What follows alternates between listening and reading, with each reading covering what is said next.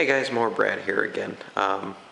Just wanted to do a review of my John Deere Z925A. It's a 2010 model. I promised it last year to do a video of this, get a review up, but didn't have the time. Winter came around pretty quick, so the mower got put away. Didn't have an opportunity to get around to doing the video review of it. For those of you guys on Lawn Site, you'll notice I do have a couple reviews posted up on there that are pretty detailed. Just wanted to go through the machine on a video. Gives you a little more of an opportunity to see the machine up close and kind of get a good perspective of it. Mine is the 54-inch 7-iron Pro mulch on demand deck, if you can see that there.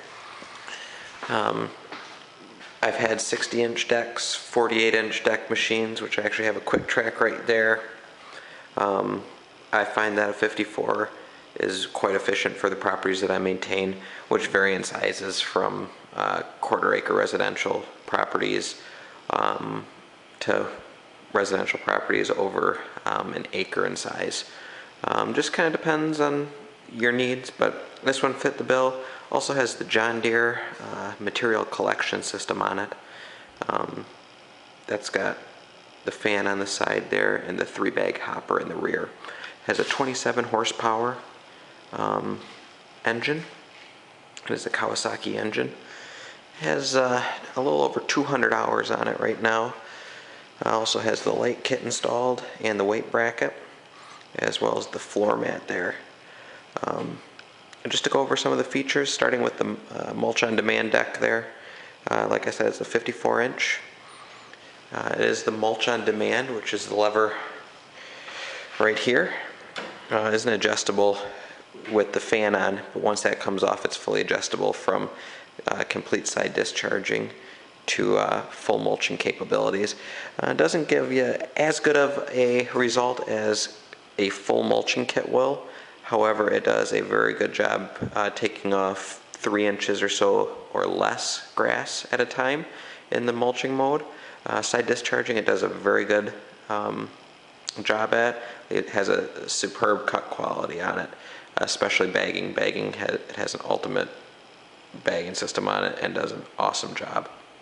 I have no problems with the deck. Even with the components of the mod deck, it seems to stay fairly clean underneath, so I don't have to do too much scraping out when I change the blades every couple weeks. Like I said, this is the 2010 model.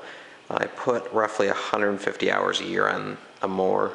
This year I've cut back a little bit, so I haven't put as many hours on it this year, and kind of splitting the hours with that quick track there. Anyway, to move on, bagging system comes off real easy. There's a pin right there. You pull that pin out, and on the other side, if we get down underneath, you'll notice this little yellow thing right there. You untwist that. It's a whole handle, and untwist that, and the screw that goes in it. Slide the bagging system out of the bracket, and the tube just comes right out. You can loosen it here, and there's a little clip-in pin type thing there that holds the tube in. The rear bagger has a pin right here. You pull the rod out that other side, and you drop it down and unhook it from the bottom there. I don't take this rear part off, but it should be pretty easy. I guess it is a little bit heavier on these machines, so it may be more of a two-person job. The weight bracket is great. It's bolted on here, and then 2 underneath on each side. Has the capabilities of having 3 weights on there. Each are 40 pounds apiece. I, however, just keep 2 on it. Seems to be pretty good. If I do get on more steep hills, I will add another weight or 2 on there just to be safe going up and down the hills. These do come with a fuel gauge on it. These aren't, on the 2010 miles, they weren't quite accurate. When they'd say empty, you'd still have 2 or 3 gallons in the tank.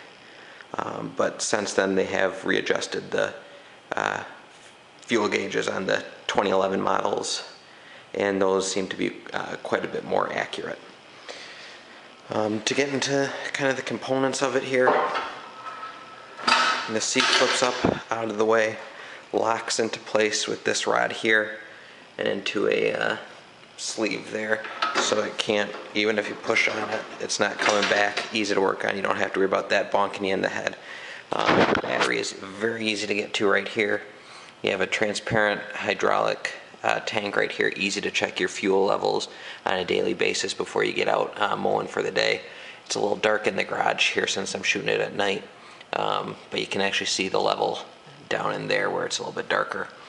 You have your hydro pumps, which are directly below there. Kind of tough to see from up here, easy to get to underneath the mower, however, which was their whole ground drive advertising for it. It does have the seat belt. The engine is the 27 horsepower Kawasaki FX series engine. It has a heavy duty canister air filter on it here. Change that as needed. Spark plugs are right on the side through this hole. You can put your wrench through there, unscrew them, and you're good to go. With the bagging system, I did forget to mention that they do take off the weighted rear bumper, the cast iron one, and just put on the steel one. It's a hollow one. It doesn't have much weight to it because it does have the added weight of the bagger on it. One-sided fuel tank. Easy to fill up, no switching over from tank to tank. Your oil dipstick is right there. You have service interval reminders here, and you also have your diagnostic codes right there. And that's used for the diagnostics on the hour meter right there. Let's see if I can show the hours on it there. 207.1. And the red lights that light up, depending which light lights up at the time, will correspond with the diagnostic code there. Kind of uses the Morse code idea. Pretty simple, very clean design. I keep it blown out regularly. Try and get this down. That's down. It does have a nice little net right there in the back of the seat for any storage. You have your ROPS here. It can fold all the way down without the bagger on it. It can fold up. I keep it here. I don't really have too many hills. I got one or two that I do that require me to have the ROPS, but otherwise it's just down. Seems to be in a good position here, kind of brushes away trees from hitting the bagger or getting caught on the machine. Just to step on here, kind of see from the operator position, pretty comfortable. You do have your park and lock brake here, or park and go I believe they call it, brake and go maybe. Just release it. The bottom part right there, push in, it's good. Push the bottom part, it's out. Very easy to do. The sticks can be in any position. They're locked in a neutral position when the brake is on, so they can't go anywhere. To adjust your height of cut, there's your foot bar to raise and lower the deck. Here's your height of the cut adjustment knob right here. This takes it out of the transport position into your specified cutting height. Pulling it up and twisting it over puts it into transport position. Lifting up the deck, you can adjust it whichever height of cut you want. And you're good to go. Just drop it back down. The 2011 models do come with more of a square knob, which is very nice. I'm hoping to put one of those on here shortly, hopefully at the end of this season, maybe this fall if I get some time. PTO, everything is very easy to get to. You do have containers here and here for storage, as well as cup holder on your left. It's pretty deep, so nothing's really going to bounce out of it. Since it can get to be a bumpy ride, you also have a container back here, which houses a wrench for me and the extension plate for the mod deck. It's got the chute cover that goes down. That extension needs to be put on when the bagger's off of it, or taken off when you want to put the bagger on with it. One thing I didn't mention with the mod deck, which is mulch on demand, the mod deck can be used in a couple different positions with the bagging system on. You can have it full open, so it's collecting 100% of the grass that you're cutting, or you can have it at about half closed or so. They got two positions around halfway, so you can mulch some and bag some. Works pretty good. That way you end up taking about half as many clippings off the yard as you normally would when you're fully bagging, but helps avoid clumping.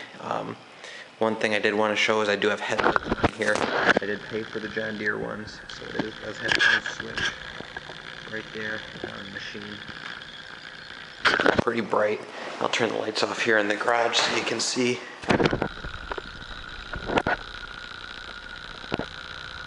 You have a pretty good light. I know it's in a garage, so you know, the light does reflect a little bit, but I have used them a couple times, typically in the fall when I'm doing fall cleanup, and these just do an absolute awesome job of lighting up the work area as you're doing your last job, or even unloading leaves at the property I put all my yard waste at. Very, very nice machine. I bought it from Fillmore Equipment in Jenison, Michigan. Those guys have been extremely helpful with me. My salesman was very, very knowledgeable, helped me out, really bent over backwards to help me. I also purchased the Quick Track from them, which hopefully I'll be getting a review up of that soon. This is, again, a Z925A 2010 model, 54-inch mulch on demand 7-iron Pro deck. If you guys have any questions about it, feel free to comment below. I'll post also the links to the lawn site reviews that I did on the mulch on demand deck and the 7-iron mulch on demand, or sorry, the Z925 itself. If you guys have any questions, again, comment below. And one last thing before I sign off, the fuel usage on this seems to be a little over about 1.75 gallons, maybe a little less actually than that. So not too bad, but it is a little bit up there. They are offering some more fuel saving engines here shortly, especially with the new EFI engine on the 925. Thanks for watching, guys.